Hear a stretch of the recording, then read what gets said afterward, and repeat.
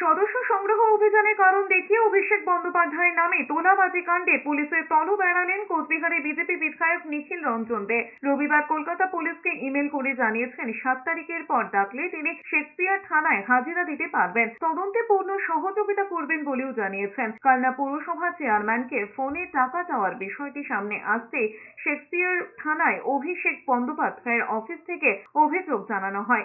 এরপরেই জানা যায় কিড স্ট্রিটের এমএলএ হোস্টেলে 317 নম্বর ঘর থেকে ফোন করা হয়েছিল। হোস্টেলের ওই ঘরে কোচবিহারের বিজেপি বিধায়ক নিখিল রঞ্জন দের নামে বুক করা হয়েছে বলেই অভিযোগ। এরপরে কামাল হোসেন, শাহাদাত আলী এবং হযরত আলী নামে 3 অভিযুক্তকে গ্রেফতার করেছে পুলিশ। অন্যদিকে 3 দিনের মধ্যে শেক্সপিয়ার সরণি থানায় হাজিরা দিতে বলা হয় নিখিল রঞ্জন দেকে।